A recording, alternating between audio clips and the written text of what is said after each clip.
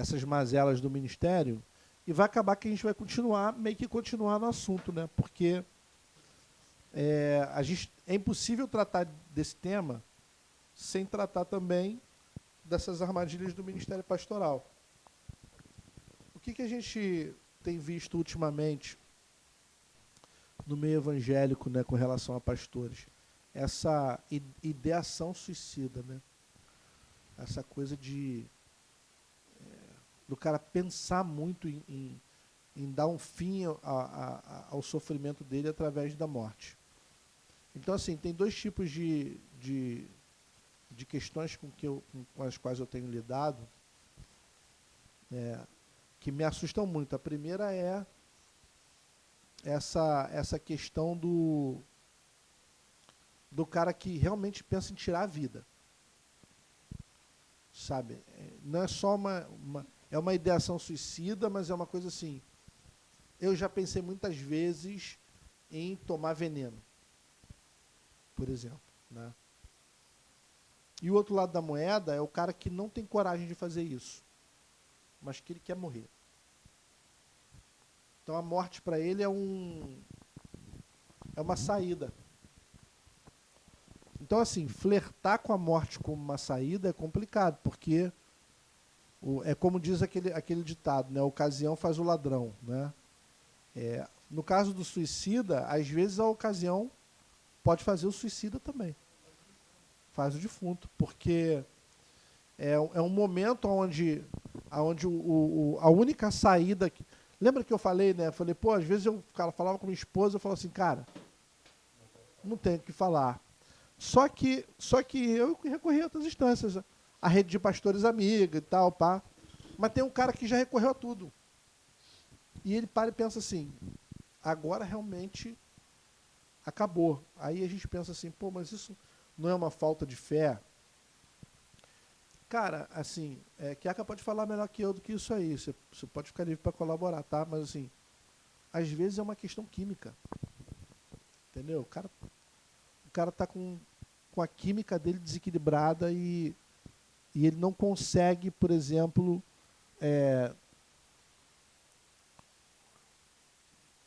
ter desejo. Teve até um caso aqui na igreja, um pastor, né? Estava conversando essa questão de depressão, foi ver baixa nível de testosterona. E eu já tive diversas vezes, né? Baixa nível de testosterona. Nossa, agora há pouco tempo falou isso. Ela caiu mal, querendo guardar assim, aquilo ali, cansaço para tudo, não via graça na vida, graça em nada e tal. Hoje já tem uma outra doença séria. E pensou mesmo, fazendo nada, ele foi, né? Falou assim, peraí, eu pedi várias palavras dela, falei assim, cara, essa ficha tá lá embaixo. Vai tomar isso aqui, ela deu um ato assim, mudou a vida dela.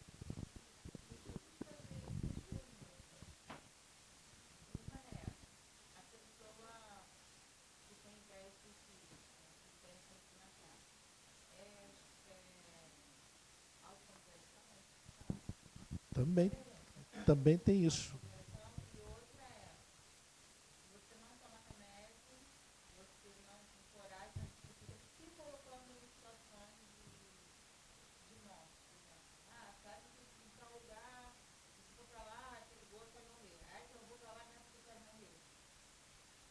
Tem, se isso é comum, tem os... Agora, a autocomiseração, às vezes até cria o efeito contrário, porque o prazer do cara que se autocomisera é receber o reconhecimento do outro, né? Então assim, ele está se autocomiserando para alguém reconhecer ele, falar, ó, cara, não faz isso, cara, sabe? Mas assim, esse cara pode até não se matar, mas tem muito caso de mutilação por conta disso, né? O cara entra num nível de autocomiseração tão grande que as pessoas começam a não responder mais ao vitimismo. Aí ele começa a se mutilar. Aí alguém tem que olhar, nem que seja o médico, né? Alguém tem que olhar. E essa questão de se expor ao perigo, cara, isso aí é muito comum, porque tem pessoas que não têm a coragem de dar um tiro na cabeça, né? Tem um filme, Máquina Mortífera, né? Virou até série, aonde o personagem do Mel Gibson, ele tinha isso. A ideação suicida dele era essa, ele não conseguia se matar. Né? No filme, na sequência, mostra ele botando a arma na boca, engatilhando a pistola, mas ele não consegue. Então o que ele faz? Ele se expõe ao máximo de risco que ele pode dentro da profissão dele, para ver se alguém mata ele. Uma vez, eu contei isso já aqui, uma vez o cara tentou me assaltar na minha rua, estava com uma amiga minha, que é grávida, diga-se de passagem, todo mundo pensava que o filho era meu. Por quê? Porque eu andava junto com ela direto e ela se converteu e eu meio que adotei ela para poder ajudar ela. Ela era muito minha irmã mesmo. E quem não conhecia falava assim, pô, esse cara é o marido dela, né? Ou então um cara que engravidou ela e tal, pá. E um dia eu estava subindo na minha rua com ela, e ela com um barrigão, e eu voltando do seminário com uma pasta carteiro, só tinha meu caderno de seminário, meu livro de seminário. O cara surgiu do nada, meu irmão, brotou do chão assim, e já botou a mão na cintura e falou, perdeu, pode parar os dois. Eu falei, caraca, eu só pensava nela, né? Eu falei assim, cara, se esse cara puxar uma arma aí, essa menina vai ter um filho aqui, ela estava 9 meses, cara, na bola da vez mesmo para ter o neném. E eu fiquei assim, cara, meio que na frente dela e ele tentando alcançar ela, né, para justamente pegar uma situação de refém, sei lá. E eu fiquei tentando explicar a ele que não tinha nada. Eu mostrei, puxei o bolso, mostrei, não tinha nada, tinha R$ 5 que eu dei na mão dele assim. E ela estava só com uma bolsinha na mão e não tinha nada, só tinha identidade e tal. E aí eu falei, calma, cara, calma, não fica tão nervoso, porque ele estava muito nervoso. E aí ele falou assim, vem os dois pro canto aqui. E chamou a gente para debaixo de uma árvore. Aí eu fui conduzindo ela, mas tentando ficar o mais na luz possível. Aí quando ele chegou meio que debaixo da árvore assim, ele levantou a cabeça e falou assim, não tô com nada. Não tô com nada aqui. Aí eu já mudei o tom com ele, né? Aí eu falei, mas por que você fez isso, cara? Eu falei assim, eu moro no Fonseca. Eu vim do Alcântara, andando e tentando assaltar pessoas para ver se alguém me mata. Aí eu falei, caraca, velho. Aí eu falei, mas por quê? Por quê? Ele achou assim que eu pudesse reagir e por estar com uma mulher grávida, talvez inconscientemente ele tenha pensado assim, cara, o senso de defesa dele vai ser maior e ele vai... Então, assim, eu conversei com ele e, assim, a situação dele era desesperadora. Um cara que vivia numa miséria imensa, morava na Amendoeira, e ele tinha acabado de deixar o filho em casa, o filho tinha meses. Deixou o filho em casa sozinho, fechou a porta e foi pra rua, porque ele falou, cara, não tem como dar jeito na vida do meu filho, eu vou morrer. Vou me matar. Só que ele não tinha coragem de se matar. E deixou o filho lá. Eu não tinha carro, não tinha como levar ele embora para casa, mas o 590 passava ali, acho que passa aí na Alameda, né? Aí eu peguei os R$ 5 que eu tinha, falei, cara, vamos ali no ponto, eu vou fazer uma promessa para você. Você vai pegar o ônibus, vai para casa, amanhã eu vou encontrar com você no ponto final da Amendoeira e vou levar uma cesta básica para você. Aí ele falou, tá bom. Não estava muito convencido não, mas ele pegou o ônibus e foi embora. Aí no dia seguinte eu fui lá, cara. Cheguei lá no dia seguinte, levei a cesta básica, fui de um ônibus, levei a cesta básica e ele estava lá. Com o filho no colo, a mulher tinha morrido. Né? Por isso ele estava com o filho sozinho. E aí entreguei a cesta a ele. Ele estava assim, todo bem vestidinho para me receber. Né? Eu dei a cesta básica a ele. Não, eu era líder de jovens do Calvário ainda ali. Aí ele falou assim, posso te pedir mais uma coisa? Eu falei, pode. Você apresenta meu filho? Eu falei, apresento, pô. Né? Aí eu me senti também, né? Pastorzinho, né? O pastorzinho. Aí peguei. Eu não tinha ainda esse negócio. É. Aí eu peguei o gurizinho, né? Orei, apresentei direitinho. E fui acompanhando ele. Então toda semana eu ia lá na amendoeira para ver como é que ele estava. Aí meu pastor começou a doar leite, né? Leite NAN, essas paradas que era caro pra caramba. E eu comecei a dar ele lá. Ele começou a frequentar ali, tem uma Assembleia de Deus ali embaixo da amendoeira ali, no pé da amendoeira ali. E ele começou a frequentar lá e depois de um tempo eu perdi contato. Mas assim, é um cara com ideação suicida. Só que ele não tinha coragem de se matar. E assim, entre pastores isso está sendo cada vez mais comum, porque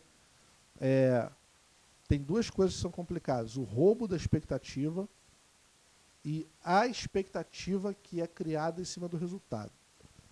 O roubo da expectativa é o seguinte, o cara é chamado para pastorear uma igreja e a igreja não supre a expectativa que ele criou em cima do que foi combinado, né, para ele ser mantido.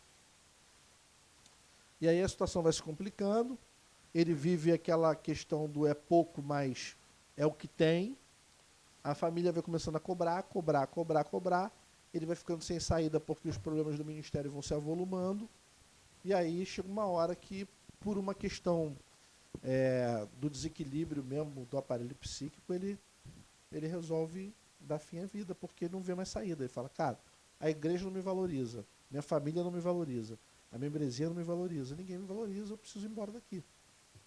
E aí a forma que ele encontra para ir embora é se matar. E tem também a outra questão que é a expectativa que a igreja supre com relação a ele.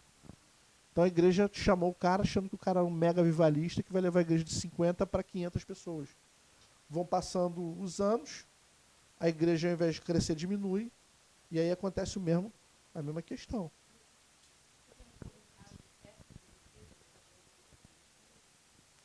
Eu conheço de gente que... Eu conheci um cara que se suicidou. Era pastor de São Paulo. O cara pastoreava uma igreja média, mas a igreja tinha uma expectativa monstruosa sobre ele, porque ele era um ótimo pregador, um cara que pregava pra caramba, pregava muito, mas não era um pastor assim... Ele era um pregador, mas ele era um evangelista. Mas ele não era um cara que ia acompanhar as pessoas. E aí a igreja começou a cobrar ele de que as mensagens eram muito boas, mas que não havia um complemento depois daquilo, uma continuidade depois daquilo. Isso foi se avolumando, porque ele não conseguiu suscitar pessoas que pudessem fazer aquela questão ali que daria continuidade ao ministério evangelístico dele. E ele foi demitido da igreja. Assim, porque isso assim, pode soar estranho para vocês, mas é uma coisa muito normal que acontece por aí, pastor ser demitido. Ele foi demitido, só que ele não soube lidar com a demissão.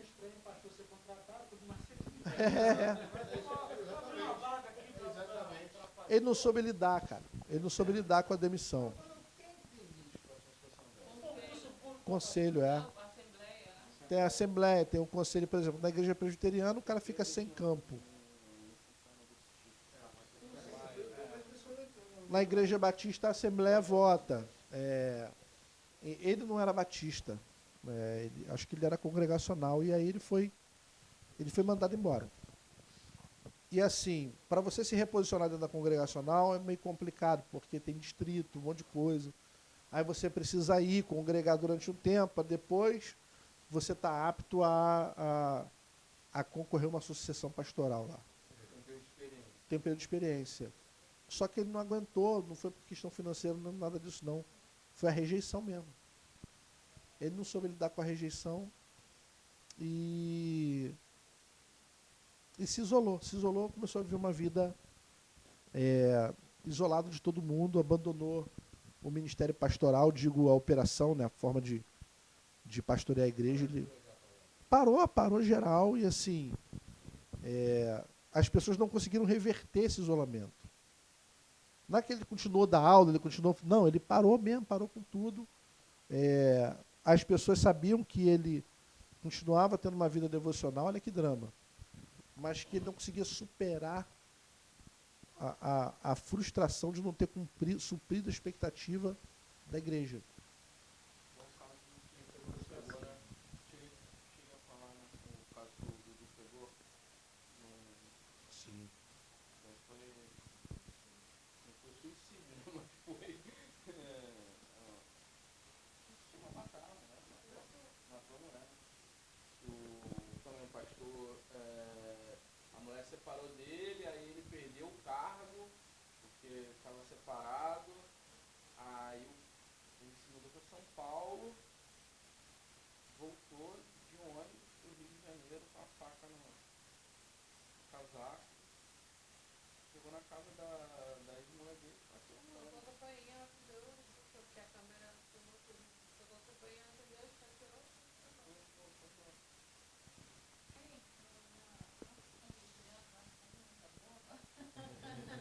Mas que é um dilema, porque a salvação não tem como você dizer quem é, né? Mas um dia eu estava assistindo até um crossfiteiro, que faz chamado de mais um dia.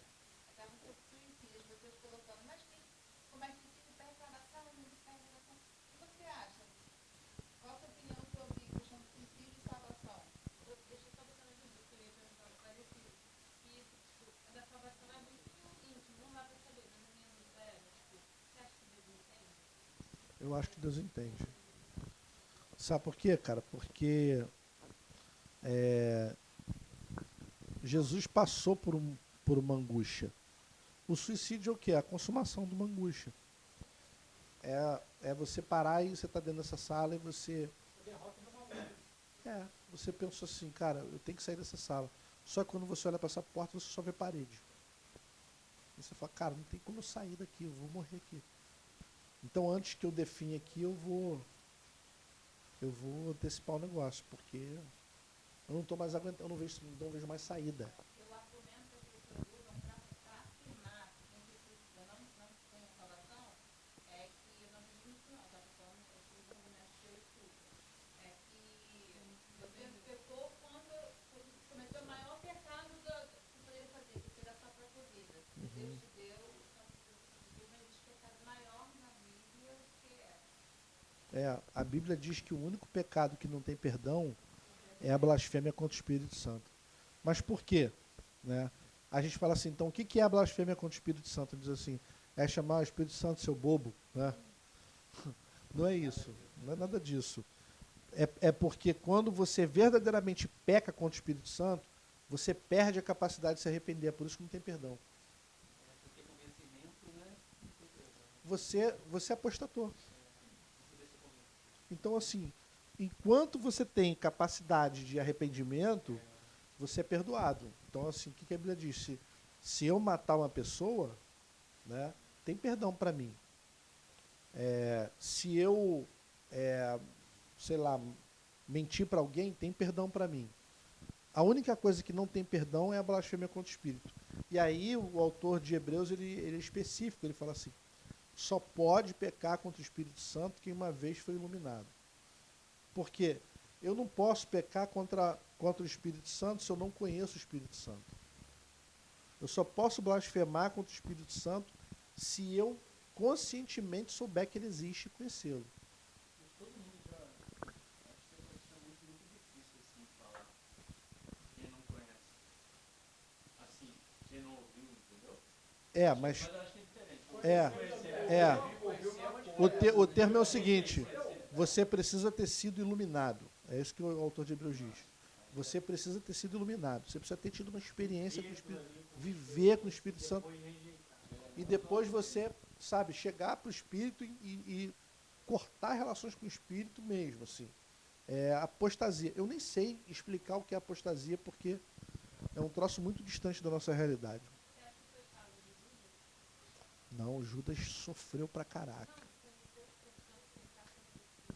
Não. É.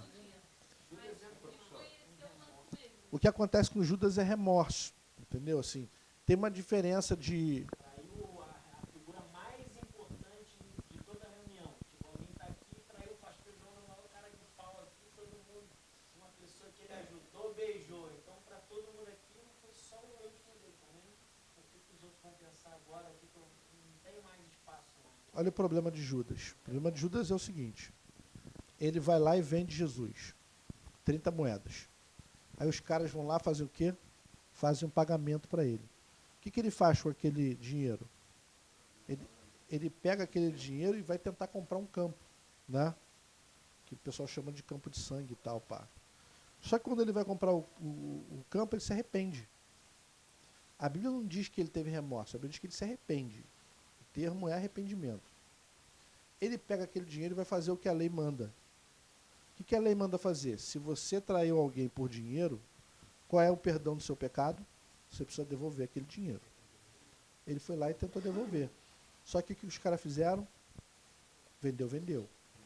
Eles estão cumprindo a lei também, entendeu? Eles estão dizendo o seguinte, está feito, o trato está feito. Agora segura a tua onda aí. O que ele faz? Ele atira a moeda. Então aquilo ali é o seguinte, o atirar a moeda é querer se livrar da culpa. Mas ele está arrependido. Ele está arrependido. O problema é que ele pega o arrependimento dele e ele não leva para Jesus. Ele leva lá para o campo de sangue e se enforca. Pedro faz a mesma coisa, de forma pior ainda, porque ele nem recebe dinheiro para isso. Pedro faz de graça mesmo. Então Pedro nega 1, 2, 3 vezes. Cara, Jesus está lá, sofrendo horrores, né, sendo crucificado. Pedro mete o pé. No caminho, alguém chega e fala assim, você... Não, meu irmão gêmeo. Ele é Antônio, está lá do outro lado, não sou eu. Aí ele, tá bom. A segunda vez ele encontra com outra pessoa, a pessoa, você não andava com um galho? Não, eu nunca andei com ele. Nem conheço, na verdade eu sou árabe, não tem nada a ver com... E da terceira vez, ele, de novo, ele dissimula 3 vezes. E ele vai embora. E depois que Jesus é crucificado e morre, o que a Bíblia diz que eles fazem? Eles voltam para a atividade deles. Ele volta a pescar. Ele fala assim, aqui é o que se dane. Acabou o sonho. Vai pescar. Mas quando Jesus ressuscita e volta, o que Pedro faz? Pedro vai lá, encontra com Jesus, né? E aí Jesus faz uma pergunta para ele quantas vezes? Por quê? Porque tem que zerar uma câmara de eco. Você pecou 3 vezes, você vai ser perdoado 3 vezes. Então ele fala assim, você me ama? E aí tem um termo grego, né, que define amor, que são 2 termos diferentes. Quando Jesus pergunta para Pedro se ele ama, Jesus está perguntando assim, você me ama com amor ágape? Né? Aí Pedro responde para ele assim, não, te amo com amor filos. Né? Porque Jesus fala assim, você me ama? Aí Pedro responde o quê?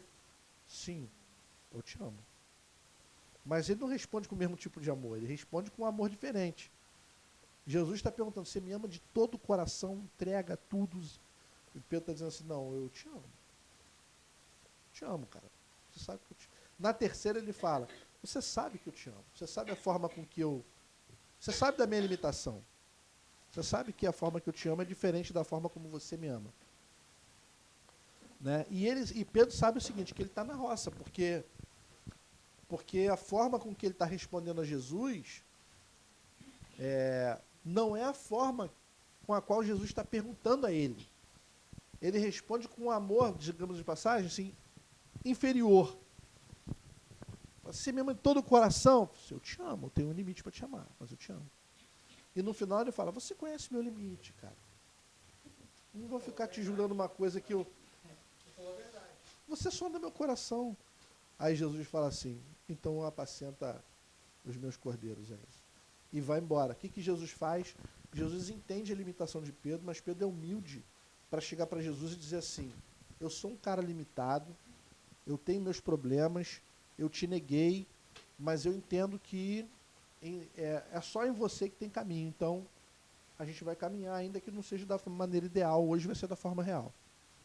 E o que mais me deixa, cara, nesse texto aí, assim, admirado nesse relacionamento de Pedro com Jesus é a última recomendação que ele vai dizer.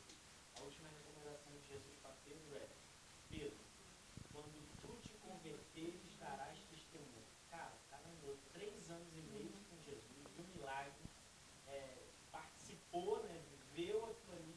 E a última recomendação de Jesus para ele é: Pedro, quando tu te converteres, darás testemunho. Você vai frutificar.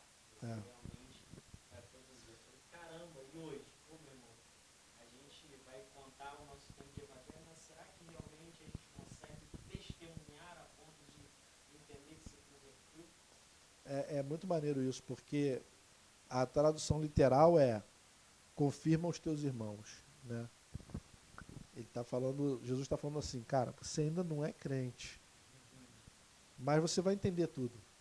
Você não entendeu nada ainda, mas você vai entender tudo. E quando você entender, ensina seus irmãos. Então, assim, é a designação de coluna, né? Assim, você não é, mas você vai ser uma coluna. Quando você for uma coluna, ensina seus irmãos a andar comigo.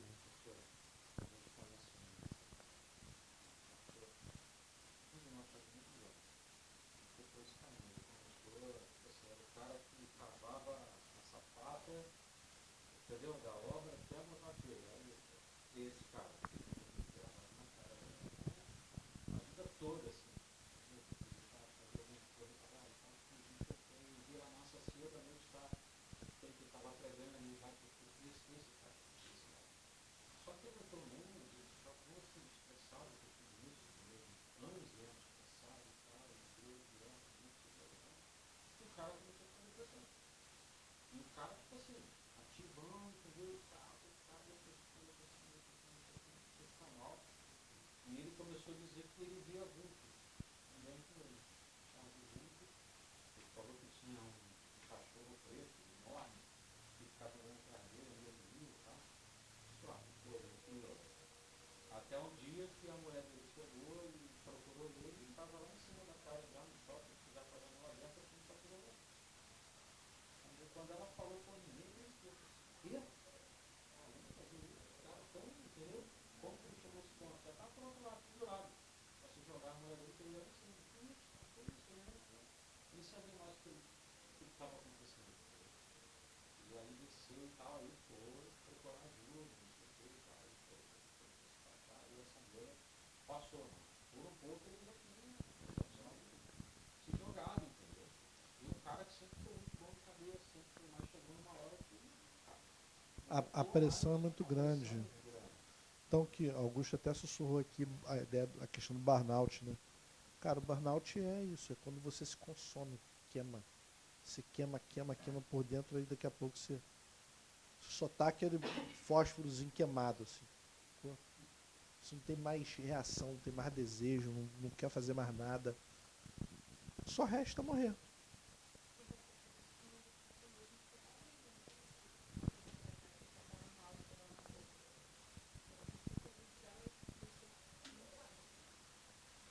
É. E assim, o esgotamento por burnout é um esgotamento por relacionamento, né? É uma doença de quem se relaciona muito. As pessoas vão te esgotando, vão te esgotando, vão te esgotando, vão te esgotando. É de fora para dentro. Isso aí. Isso acredita que em determinados casos, bem específicos, realmente o suicídio é a solução? Não a solução, mas último recurso. Que nem no jiu-jitsu, tem condição, tipo, só resta bater nele. porque assim, quando eu trabalhei na empresa e questão assim do primeiro e do segundo suicídio no prédio da empresa foi questão de 4 meses, né? 2 pularam, um do 19º, o outro do 10º. E eu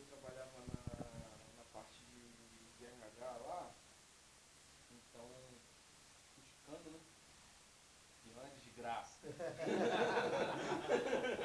Pior de desgraça. E eu tinha acesso à parte médica, né? E, cara, o primeiro eu consegui achar, né?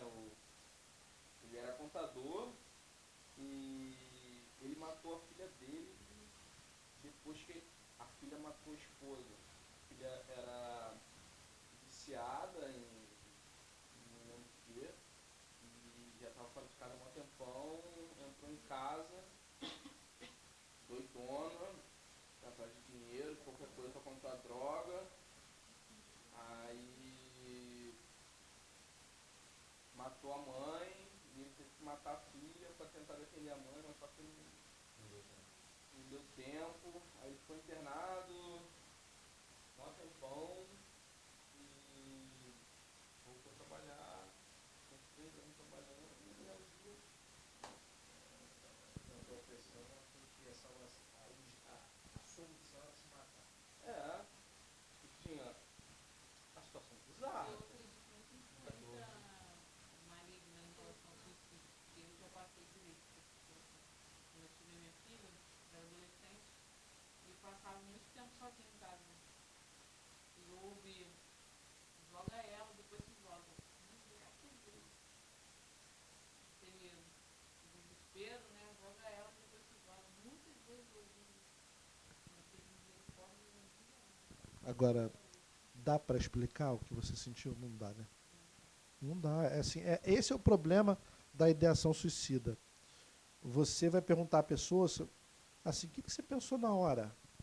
A pessoa não consegue explicar, porque e vou te falar, cara, é forte demais, a ponto da pessoa assim falar assim, cara, depois que passa, pensar como é que eu consegui me livrar dessa voz. É Deus mesmo, é só livramento.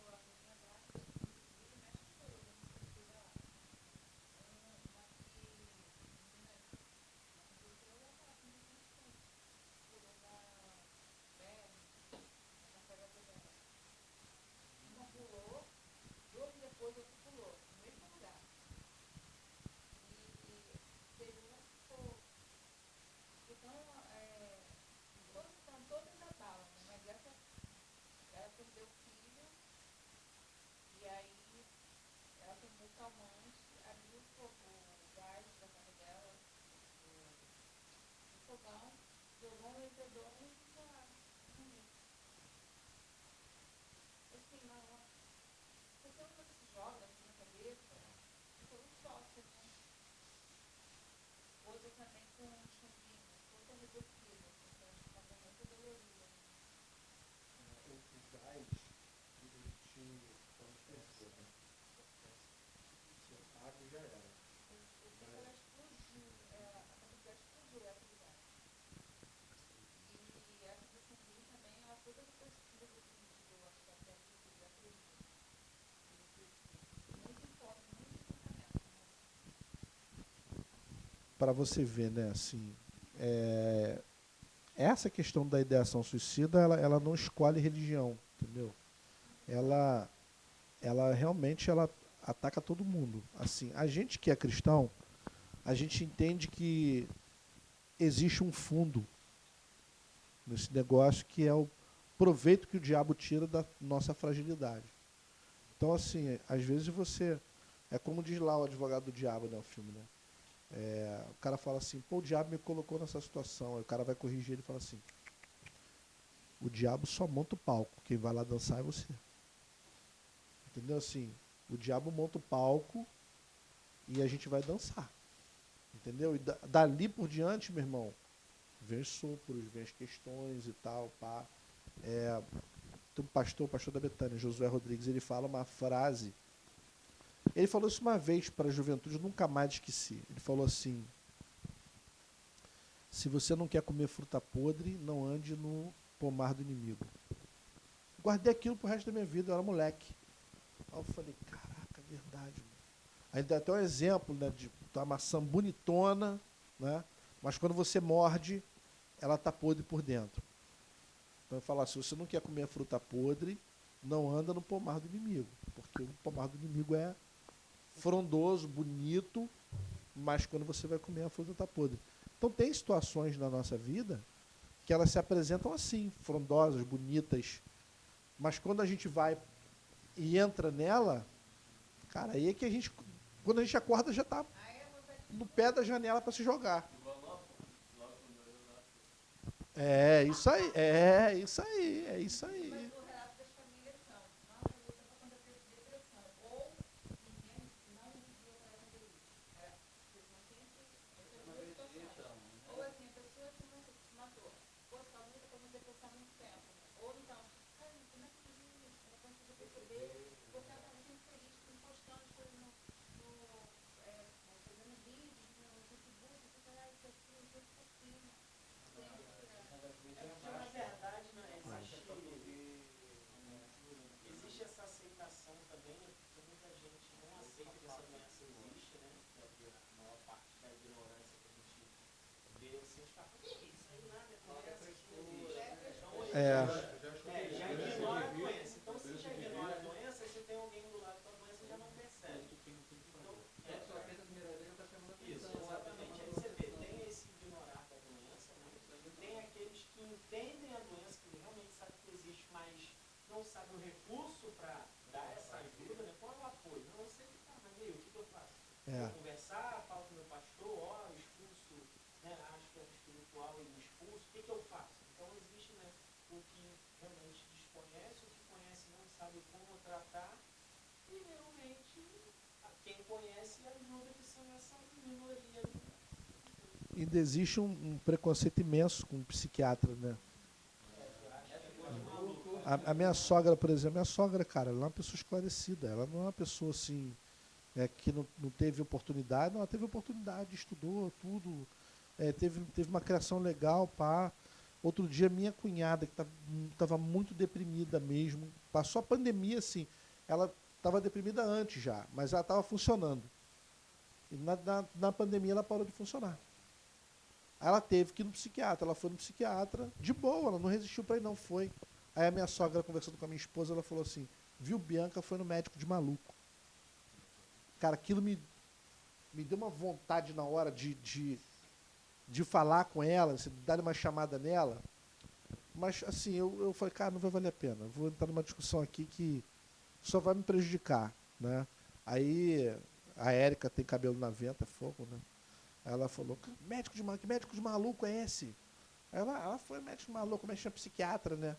Aí a Érica falou, eu já fui no psiquiatra, eu sou maluca, precisa ser maluco para ir no psiquiatra? Babá. Travou a discussão por mim lá, né? Mas assim, tem muita gente que é, entre aspas, assim, esclarecida, ou que tem cultura, mas que acha isso. Assim, eu vou a psicólogo, não é psicólogo. Né? Não vou a psicólogo nada, que eu vou fazer análise nada. Vou fazer exame nada. Deixa ser, quando aparecer, eu cuido. Então, o problema da depressão é que quando você desacredita a pessoa, cara, isso é fresca. Porra.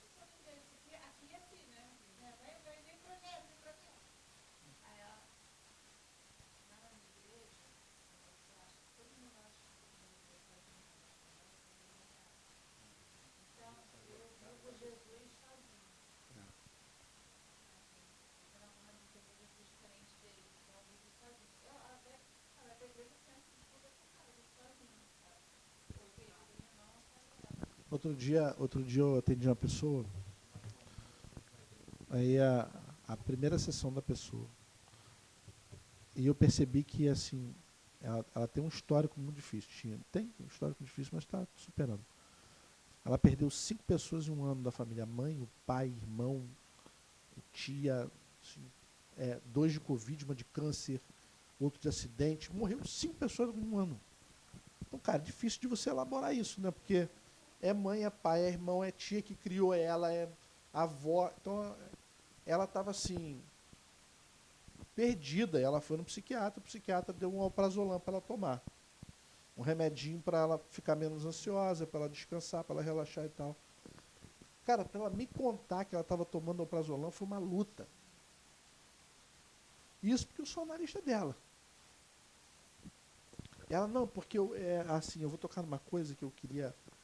Olha só, eu vou. Na verdade, eu não começava nunca, cara. Tomando coragem pra falar. E eu só fazendo cara de paisagem para ela. Ela, não, assim, entenda só. Eu sei, eu estou me tratando. Eu vim aqui para me tratar, porque.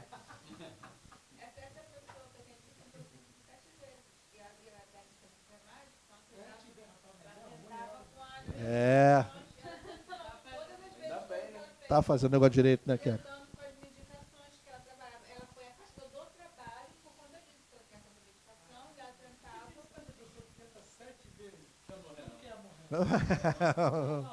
Senão já tinha dado certo, né?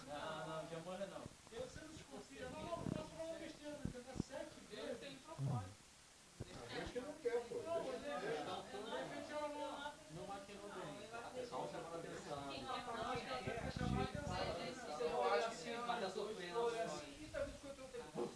Mas agora que já tem um problema muito grande, a pessoa já tentar 7, não é, a gente já tem que entrar na cota. Vou falar para ela, ó, quem quer dar um jeito, quem não quer arrumar desculpa. Ela deu desculpa 7 vezes.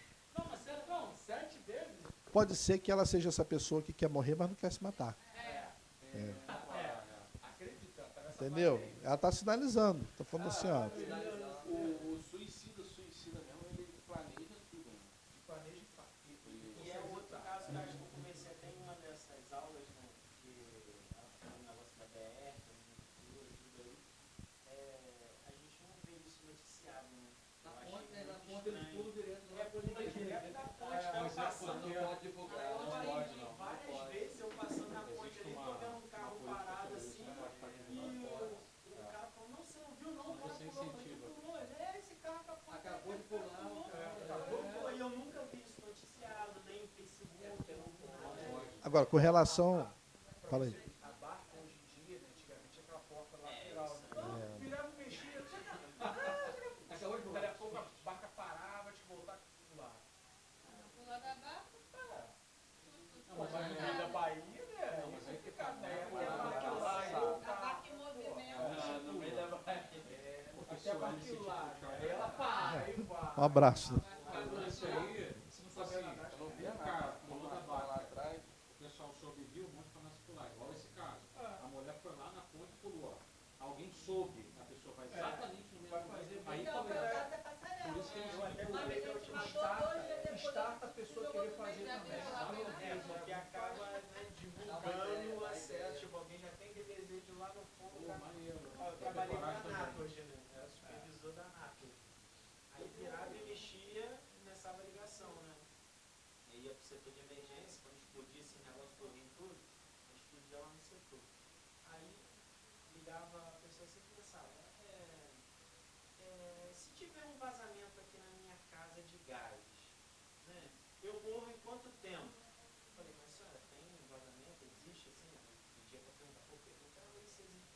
Não, o supervisor está perguntando se o tempo que ela demora para morrer, se ela abrir aí, se vai explodir o outro lado, ela está fazendo esse tipo. Aí o que acontece? A gente tinha que acionar lá os coordenadores pegavam os números de contato dos familiares, acionavam quando conseguia. Em muitos casos fazia mesmo, chegava lá e ligava o gás. Que doideira, né? É assim, a gente na questão do suicídio pastoral, tem outra questão que é importante, que é quando a família, quando o pastor perde a família. E assim, quando eu digo perde a família, eu não estou dizendo nem separação, Estou falando assim, ele sentiu que ele está desacreditado, sentiu que ele perdeu o crédito com a família. Cara, às vezes o cara já está tão sobrecarregado que A única coisa pela qual ele está se apegando e está lutando é a família. Se a mulher começa a dar sinal de que ela não acredita mais no cara, e assim,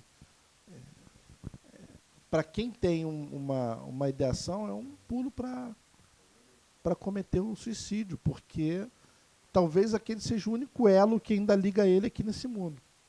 É a luta pela família. Eu estou lutando aqui porque se eu for embora, minha filha vai ficar numa situação ruim. Eu fico aqui porque se não fosse ela, eu já tinha dado cabo da minha própria vida. Às vezes o pessoal fala assim, isso é drama. Cara, às vezes o cara está falando mega sério, assim, cara. É isso, às vezes é aquilo mesmo. Falando assim, cara, é isso mesmo. Tem que prestar atenção, aí você tem que ter uma escuta para isso. Porque pode ser uma vitimização?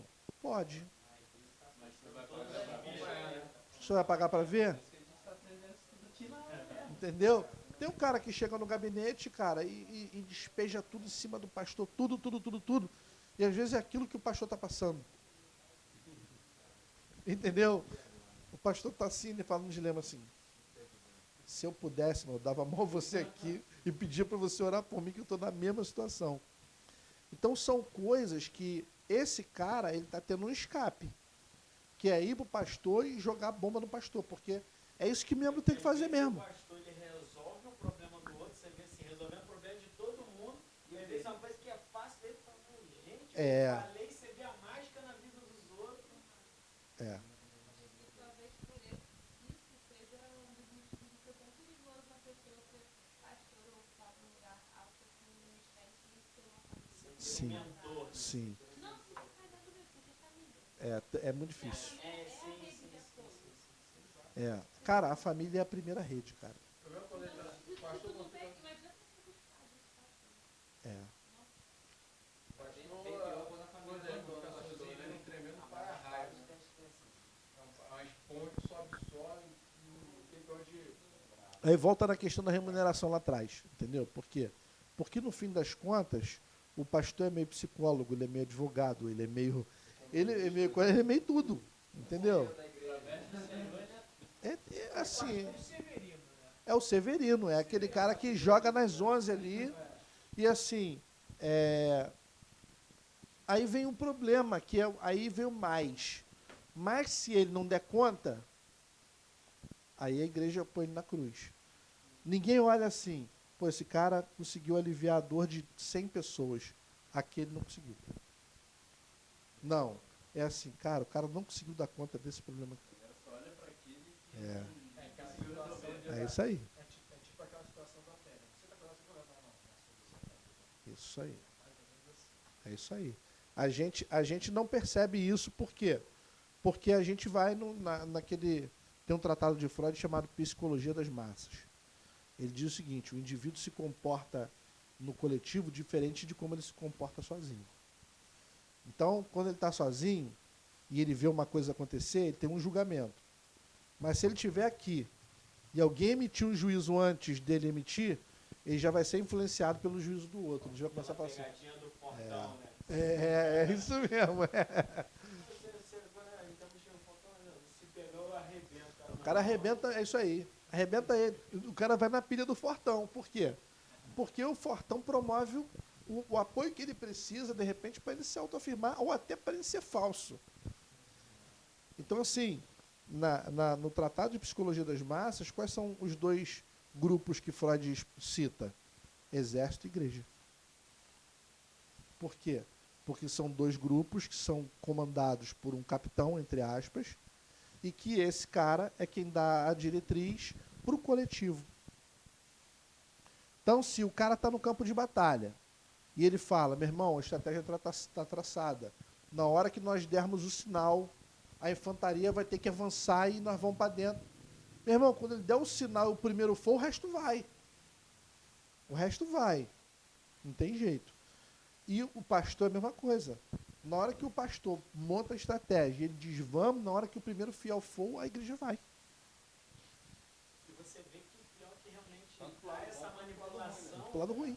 há essa manipulação sem a consequência dos riscos. Eu vejo isso no tráfico de drogas, você vê, né? É uma ordem que é dada, o cara sentar lá e esperar a morte mesmo. Mas não vai lá, vai tocar tiro, o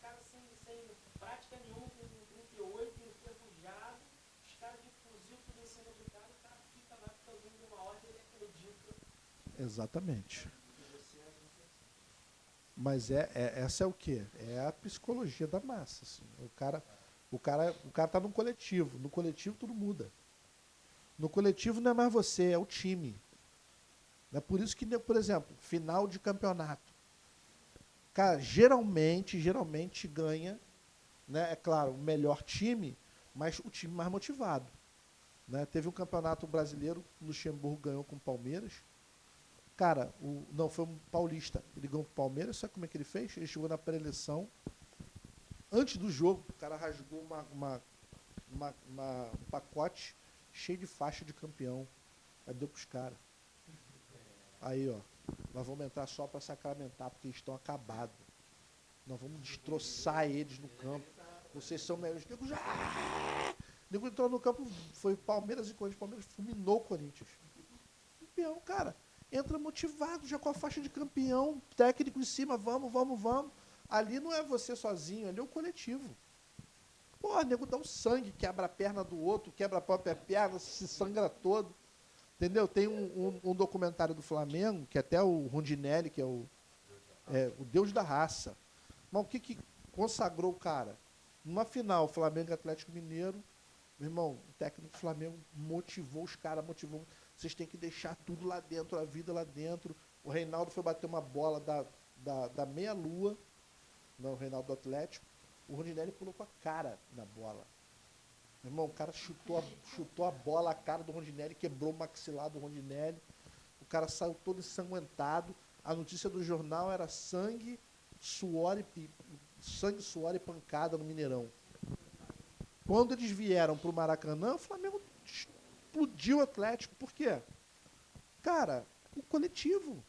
Pelo coletivo, o cara botou a cara pro atleta de alta performance dar um bico, explodir a cara dele, cara. Até porque eu acho que entra a questão dele também se sentir, né, abraçado, e também é importante, caramba, não só sou eu, tô lutando por uma causa. É o Flamengo, mano. Agora não. Esse negócio coletivo é tão sério. Eu cheguei uma vez para fazer um treino, e estava competindo, nem ia competir.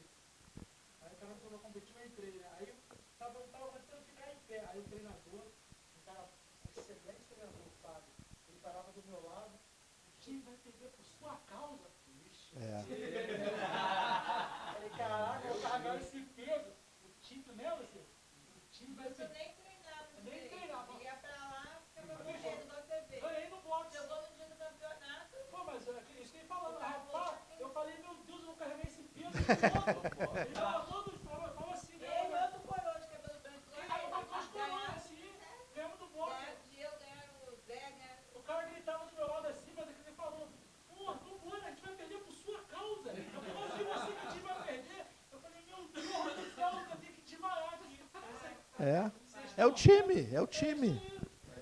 A dor no peso de você perder, tranquilo. Agora você ir levar um monte de gente. Aí o poder do grupo de mutua ajuda é o quê? É o coletivo. O cara já chega no grupo de mutua ajuda pensando o quê? Sozinho não consigo. Esse é o lema. Sozinho não consigo. Aí ele chega ali, ele vê a história dele contada por outro cara que já saiu do buraco. Aí o cara tá ali, meu irmão, o cara é usuário de cocaína, tá usando cocaína, mas não tá disfuncional. Ele vê o outro cara, fala, fui internado 5 vezes, já usei cocaína, crack, maconha, tudo, e tô aqui, meu irmão. O cara pensa o quê? O cara que tá no coletivo. Meu irmão, esse maluco escapou, eu vou escapar também, meu. Tem jeito. E aí... Tem a porta ali. Tá fechado, pô, tem uma porta, não dá pra fechar. Exatamente. Aí no final do grupo, o que ele faz? Ele já vai no cara, já troca uma ideia, pô, como é que foi, mano? Toda uma fissura e tal, pá. Aí o cara bota o telefone aqui, um já vai, um vai ajudando o outro, daqui a pouco sai. Se ele ficar sozinho, ele vai morrer. É o que acontece na igreja. Na igreja hoje, tipo assim, né, domingo retrasado, ministrei na igreja, eu acabei falando isso. Falei, gente, às vezes a gente olha o culto e simplesmente pra mim, pra você, às vezes é simplesmente um culto que você vem aqui pra você escolher a música, pra você dizer se foi bom o louvor ou foi boa a palavra, mas talvez para outro é a última esperança que ele está tendo hoje. Está entrando ali na porta e está vendo, eu quero uma palavra para se agarrar. Talvez ele fale, ó, não tem esperança, eu vou pro culto e depois eu vou me matar. Entendeu? Talvez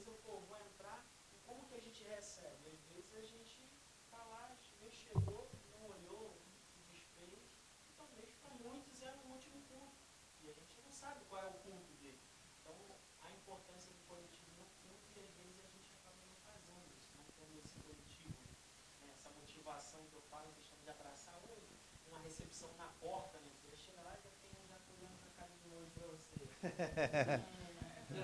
Aí você já chega, você me recebeu bem, você já vai lá, senta do lado do irmão, o irmão já dá uns 3 passos pra cadeira. Aí você fala, ah, eu vou me matar. Na questão, a gente deu um curso lá de 12 passos lá no Morro do Castro para grupo de mutua ajuda. E aí eu falei uma coisa, eu sempre falo isso quando eu dou essa aula. Para o dependente químico, cara, para o conselheiro de dependência química, todo dia é crucial. Porque o dependente químico que chega do grupo naquele dia, aquele é o último dia para ele. Aquele ali, cara, é o último dia para ele. Ele está entrando ali falando assim, meu irmão, se não der jeito aqui, já era, eu estou na vala. Então, assim, cara, o coletivo é que tira ele. Às vezes o conselheiro está ali e só vai facilitar. O bate-bola entre eles ali é que vai causar o efeito. É o coletivo.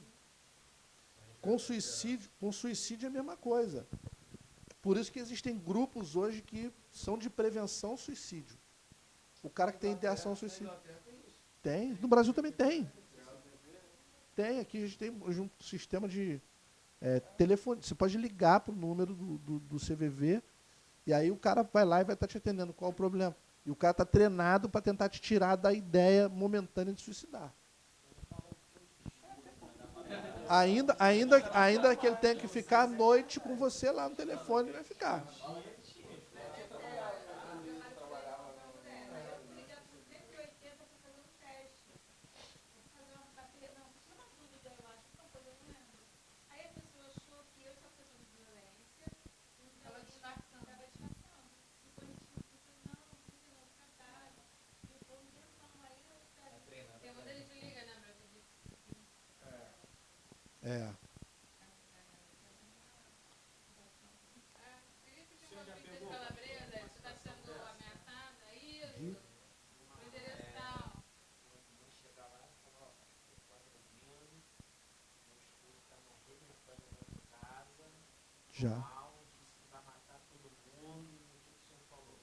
Já peguei de mulher sendo agredida por marido e de mãe agredindo criança. Para mim, assim, as duas são bem complicadas, mas na situação da mulher sendo agredida, você tem a saída para oferecer ali porque ela é adulta, né?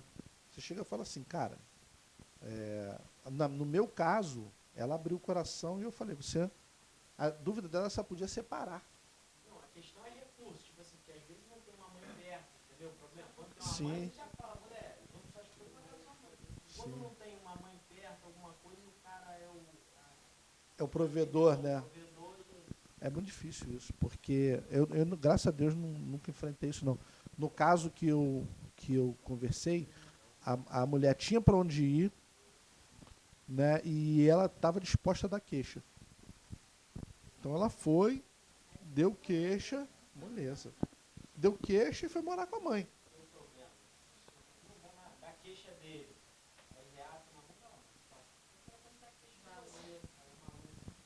Agora sim, quem passa perrengue com isso é a polícia, sabia? A polícia passa perrengue com isso.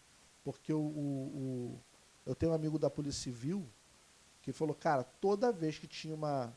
Porque um tempo atrás quem fazia essa diligência era a Polícia Civil. Hoje em dia a Polícia Militar. Mas a mulher chegou na delegacia toda arrebentada e falando, eu quero que prenda meu marido, me espancou, olha como é que eu tô, toda ensanguentada. Beleza, deu endereço, deu tudo, o delegado mandou a diligência lá para prender o cara. Meu irmão, o cara entrou em luta corporal com os polícias dominaram o cara machucou o polícia, levaram o cara para deter o cara, né, para ver o que o delegado ia definir. No meio da mesma madrugada, a mulher veio toda arrebentada, solta ele, uma injustiça. Aí no dia seguinte, o que acontece? Ela apanha de novo. ela apanha de novo, vai na mesma delegacia para falar, aí isso acontece. O delegado leva a sério. Fala, cara, para quê? Para de novo você fazer a mesma coisa? Tá vendo, né? O ruim é que todas. É aprendendo. O ruim, Márcia, é que É aprendendo. Tem outro, eu tenho contatos. porque todas as mulheres que eu atendo reclamam que são maltratadas na delegacia, todas. Porque geralmente não tem uma mulher para atender. Na DEAN não tem. Na Aí DEAN o não tem. cara já deve perguntar qual foi a desgraça que você arrumou em casa. Perturbou o juízo do cara até ele dar a porrada. Sabe, Trabalhar com a mulher que perturbou em A casa. vítima Chega lá é amanhã sempre e culpada na delegacia, a vítima é sempre culpada. em 2016 eu trabalhei com uma vereadora que ela pleiteia a causa das mulheres. E o que mais tinha era delegado, depois que fizeram a DEAN e com a questão da mulher atendendo lá, com psicólogo e tal. Mas o delegado falava assim, apanhou a mulher com o olho roxo, o braço quebrado. Anota aí que foi uma desinteligência. Desinteligência, acabou. Não foi agressão, foi uma desavença só. Desentendeu. Esse negócio de falar de só arrancar mal, o colega meu, ele era da DEAN de Nova Iguaçu. Aí quando ele ia buscar os caras, né, já voltava com carinho, né? É. Tiraram ele de lá do serviço político, porque ele voltava, bater, né? Ah, tadinho, meu filho. Aí, pô, toda vez que eu vou buscar os caras, tá, bate o meu volta reclamando e solta, aí depois volta pra Mas cá, não existe vai, assim volta, vai, não, volta, vai, gente. volta, volta. Uma coisa que eu vejo todo dia. É uma dependência emocional tão grande da mulher que para conseguir romper com esse problema não é assim sem vergonha. É difícil, né? Não é dessa forma. Eu vejo isso todo dia. São Realmente todas acredito que vão as mudar. pessoas que eu vejo que... Eu já vi mulheres que se bateram, eu vi. Não sempre. Se bateu para levantar o cara. E a pessoa que trabalha dentro tem filha. Só olha ali na pessoa, a história e questiona. E é muito pouco, são muitos poucos casos que mulheres fingem ou... Não é ser vergonha. É uma coisa mesmo, dependência emocional. Cara, polícia tem um faro para pegar esse negócio, né? É complicadíssima de você falar que tem vergonha, que a mulher pode apanhar. Eu vejo isso todo dia. É criança, o Vitor viu lá, ó. Ele viu, eu sempre falo, ele viu, foi lá chorando. Com filhos que estavam pelo pai, o pai. Ele não pega na sala. Menino. Aí tem o pai que faz, o avô. Até a avó eu já vi entrar no dedo no escuro ali no nome da criança. Mas é esse nível de coisa que eu vejo. Então, é pra mim difícil ouvir falar que é frescura, porque eu vejo isso nas pessoas. Porque não é frescura. A mulher que vai lá e volta depois é porque ela ou dependência emocional, ou dependência financeira. Não é fácil uma pessoa de violência. E a gente, às vezes, as pessoas não conseguem reconhecer que está sofrendo violência. Se a violência for psicológica, ela... Você não reconhece que está sofrendo violência. Aí a igreja fala em mim. Não, ele não faz isso não, ele só é nervoso. De pessoas evangélicas. Pegando isso que você falou, voltando pro lado. Chega um casal desse que está nessas tentativas, que eu sei que não é fácil você tipo de violência, nem para a mulher, nem para o homem. Porque Pessoa a nervosa. pessoa não é. Pessoa nervosa. Não. Porque não é fácil. Uma coisa que o cara faz. Você pega esse casal que está nessa fase de eu quero romper, os dois. Chega pra você. Eles querem romper com o ciclo de violência, é isso. Ou às vezes não, às vezes só a mulher, ou não sei se querem, mas chegam, acabam não sendo discipulados os dois, nesse ciclo. Cara, a primeira coisa que precisa fazer é explicar as consequências de não parar com isso. Entendeu? Porque quando a gente conversa com alguém sobre... Quando vem a disposição de romper com o ciclo, você precisa reafirmar que se não romper vai ter um custo. Né? E é um custo não só emocional, é um custo físico mesmo. Cara, esperar o seguinte, cara, talvez é preciso mostrar para o cara uma realidade que ele não está vendo. Tipo, mano, a força de um homem é uma coisa simples. A força do homem, você pode matar uma mulher. E se você matar, você vai ficar preso. Muito preso, porque a lei aqui no Brasil, ela ainda é muito falha. Mas nesse caso, por exemplo, de feminicídio, hoje em dia a coisa está ficando mais complicada para o cara que é agressor. Então, Então tem que explicar isso para ele e para ela, né? Agora, o que é importante é tentar, dentro da questão do discipulado, a gente está falando de reino, é tentar mostrar para eles que existe um caminho, e esse caminho é o caminho bíblico, para poder fazer com que o casal entenda a complementaridade. Por quê? Porque isso é resultado de dureza de coração. A agressão é resultado de dureza de coração. Às vezes dos dois. Às vezes nada justifica, tá? Pelo amor de Deus, nada justifica. Mas às vezes ele agride porque ela desafia até o limite da agressão. Nada justifica, meu irmão. Ficou nervoso, abre a porta, vai embora, sai, vai para a rua, mas não bate, não pode, entendeu? Mas tem gente que não tem esse tipo de instrução. O cara mais velha guarda, por exemplo, vai sentar a mão e vai dizer, sabe o quê? Meu irmão, mulher não me desafia, não. Por quê? A sociedade é patriarcal mesmo, machista, e o pai dele, ele viu isso, o avô dele, ele viu isso. E assim, a única coisa que eu, como pastor, evito ao máximo, né, é fazer com que essa pessoa saia do meu gabinete sem esclarecimento com relação às duas coisas, a forma da lei e o que a Bíblia diz. Por quê? Porque complementariedade é saída para a crise de casamento na maioria das vezes. Por quê? Porque às vezes ele é 90 e ela é 10. Mas não é porque ela não quer ser... Ela vai somar 100. Ela quer ser 50. Mas ele não deixa. Coração duro. Às vezes é o contrário. Às vezes ela quer ser 90 e quer que ele seja 10. Para ele chegar nos 50, ele vai bater. Porque ele vai mostrar o seguinte, eu não tenho como argumentar com você, mas na força eu te ganho.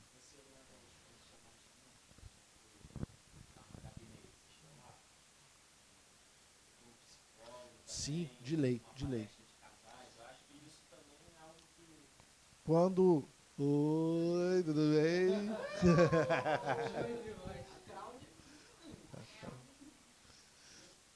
Então, assim, quando chega com o coração aberto e eu consigo isolar o cara, o agressor, cara, eu sempre bato um papo de homem para homem, sempre.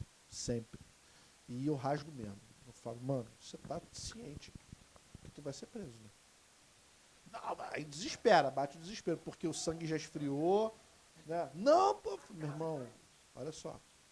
Ela vai dar parte, tu vai ficar agarrado. Eu mato ela. Se você matar ela, vai pegar uma cadeia pior.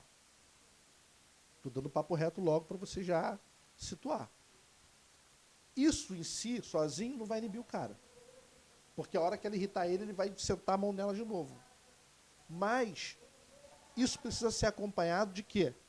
Primeiro, de uma recomendação para que ele entenda que o caso dele, via de regra, vai ser uma questão multidisciplinar. Eu vou cuidar dele. Mas ele precisa... Hoje existem grupos de pessoas que se reúnem.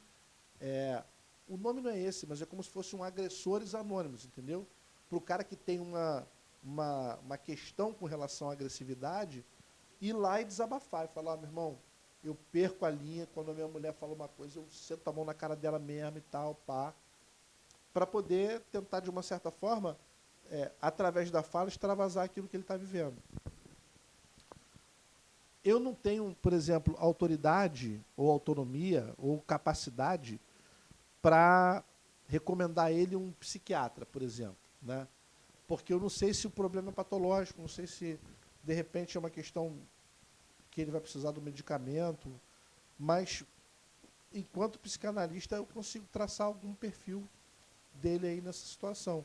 E consigo encaminhar ele para alguma outra questão mais profunda. Mas como pastor, que é o nosso assunto, a gente precisa tentar o máximo possível mostrar para o cara que existe um princípio bíblico da complementaridade. E que se ele não conseguir entender isso, né, a consequência não vai ser só com relação ao pecado. Vai ser com relação à vida dele e à vida da família dele. Fala, cara, o seu pai vai crescer sem filho. O seu filho, quer dizer, os seus filhos, vai crescer sem um pai. A sua mulher, ela vai tocar a vida, e isso é a morte para o cara. Eu já fiz isso várias vezes. A sua mulher vai tocar a vida com outro cara, e seu filho vai ser criado por outro pai.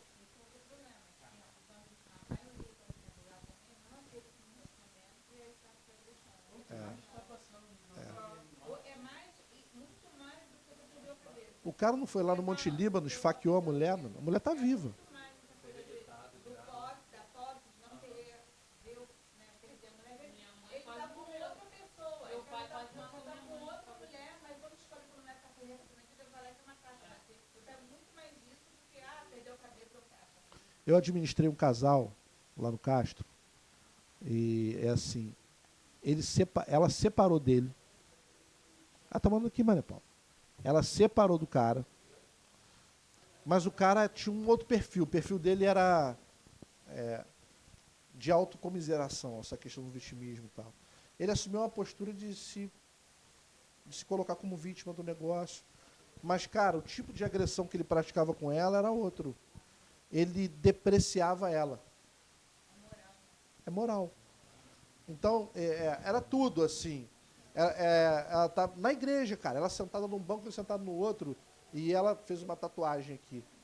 Aí ele virava e falava assim, não, porque assim, dentro do que eu vejo, né, assim, tatuagem há pouco tempo era coisa de marginal, de bandido, de piranha. Ex. E a mulher sentada assim. Isso é agressão. É crime.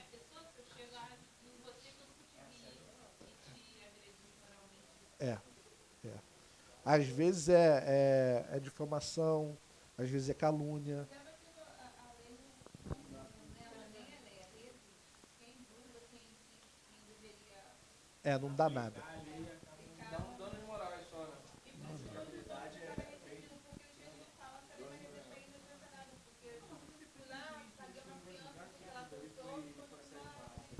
Mas esse cara, ele cansou de agredir ela assim, indiretamente, entendeu?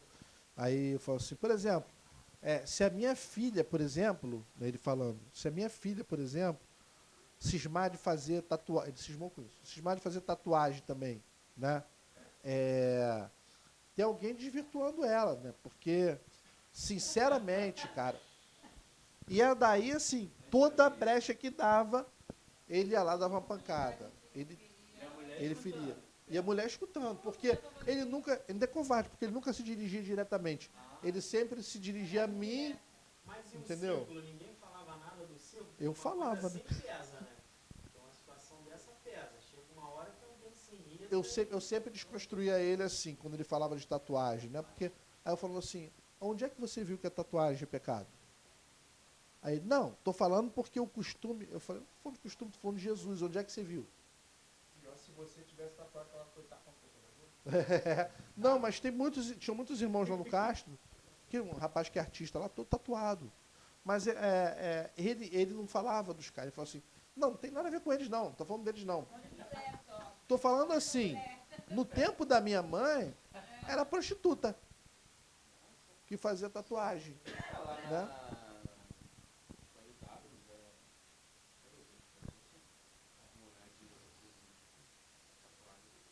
E é complicado, assim, como é que você rompe com isso, né? Tem que ter muito trabalho, assim, hoje em dia o que o nego não quer ter é trabalho, de sentar e explicar a complementaridade, de sentar e explicar que existe uma penalidade para aquilo, que hoje isso é uma realidade, né? Se ele acha que no tempo do pai dele isso era natural, hoje isso não é mais, né? E assim, acima disso tudo, velho, é contar com o auxílio do Espírito Santo para convencer esse cara. Porque senão você pode falar o que for, ele vai voltar a bater na mulher.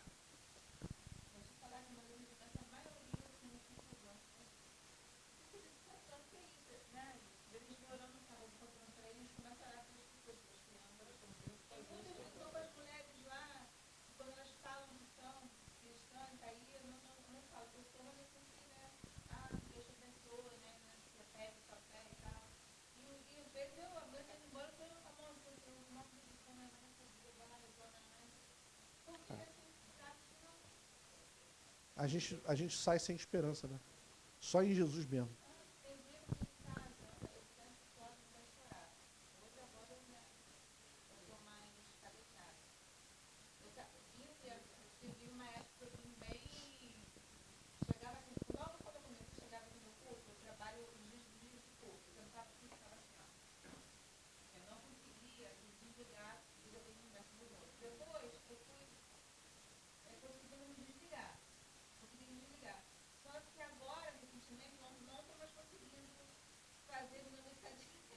Aham. Tem dia que eu chego em casa, teve um dia, meu último dia das férias, cara, eu fiquei deprimida. Eu comecei a chorar dentro do carro com todo o grupo, da situação que eu vivi. Cheguei em casa chorando, então 2 dias chorando. Eu falei, mas não vai chorar de novo, deprimida.